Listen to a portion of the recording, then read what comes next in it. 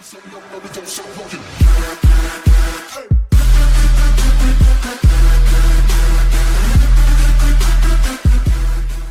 episode was, it was pretty damn interesting. Like, when the episode started, I had no idea that's where it was going.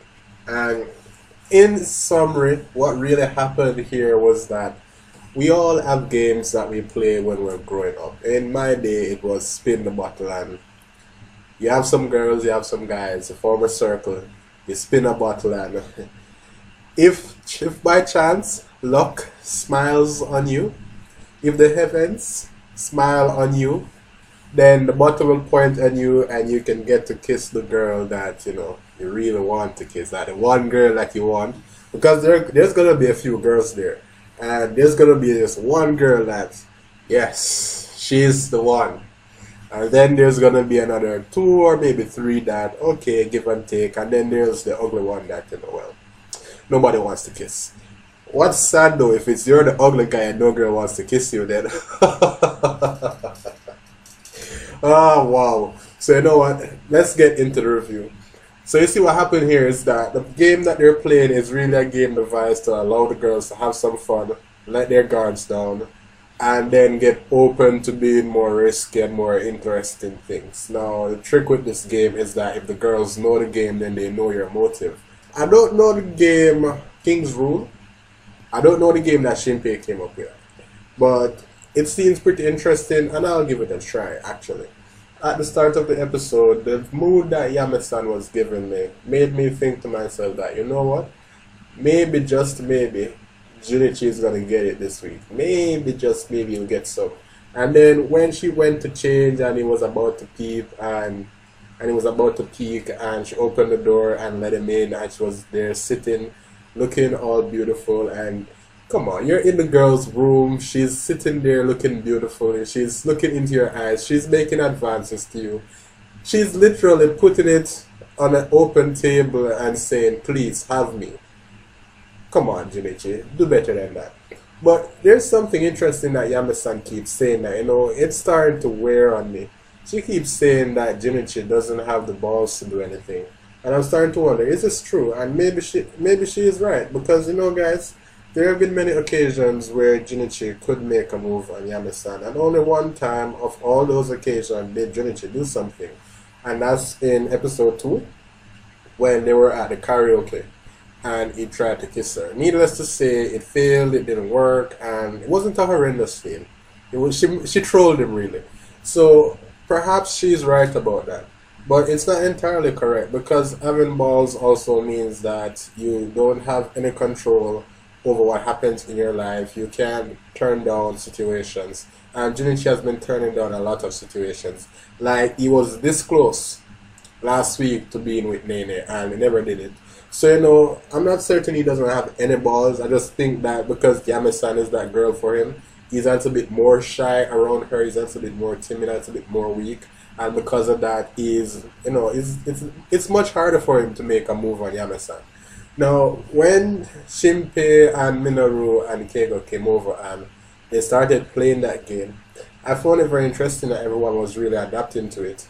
And when Shinpei made this move and said, you know what, in the next move you're going to kiss Yame-san and she'll kiss me, I was thinking, is Yame-san going to kiss you, or is another girl going to kiss you? And then when he made the rule, because the game is King's Rule, when he made the rule, it's very interesting what happens, because at the moment he was talking to Junichi about his plans and how he has all the, I'm going to call them lots, when he had all the sticks for the King's game in such a way that he can tell who has which number and who's the king, then I saw Yame-san look at them, and she looked as if she was a little bit, she wasn't flustered, but she was a little bit angry, like she knew what they were saying, and I was like, what does this mean? But the moment that Junichi switched it up, like, I laughed, I died so much. Like, that moment was very hilarious, because he said that, you know what, it's the King's Rule, it's absolute, and you can't go against it. And then numbers 1, 2, and 3 happen to be Junichi, Keiko, and Minoru. And wow. Like, I'm happy they censored that out. I'm pretty sure that, I wouldn't want to see that. So you know what? The funny part about all this was that the way the plan backfired. I never expected it to happen.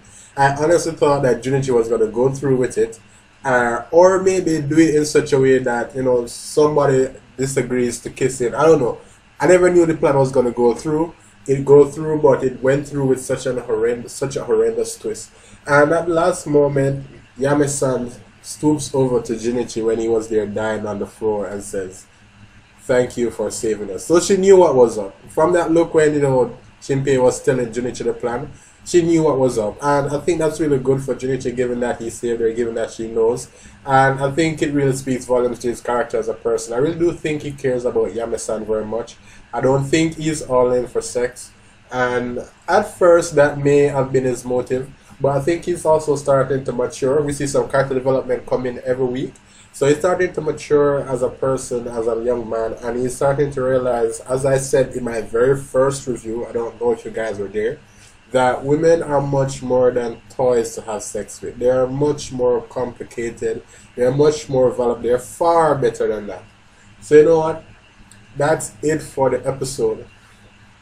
I see them planning their summer vacation to be, spend that together, and I see them saying, you know what, let's go work together. Wow, I do not know if that is such a good idea, because Kashi is pretty strange. Kashi is not strange. She's just, she's pretty erratic. She is high energy. She is go get him, and she is not the type of girl that fears if you're gonna be put in danger. She acts like she's afraid, but she's not. And Nene is gonna be competing with her. Ranko Ranko really does want Yame. She really does. So I don't think it's such a good idea. But given that Shinpei, Gecko, and Minaru themselves would actually want a girlfriend sometime soon, it might be also good for them, because even if they don't get one of those 4 girls that I mentioned earlier, that's Kashi, Nene, Ranko, they won't get Yame because Yame is taken. I think it would be nice for them to actually work together. It will help them to grow as persons, because they're so damn weird. They're so damn stupid.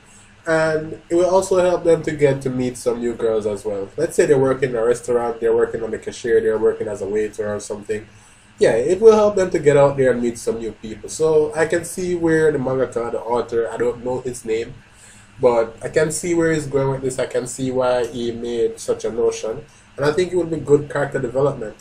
Thank you guys for watching my review for Hajimete no Gal. My first girlfriend is a gal, episode 6, uncensored review. Now, in this episode, there was nothing to be censored, so I don't know why I'm saying uncensored. Or was there? Thank you guys for watching. I appreciate it.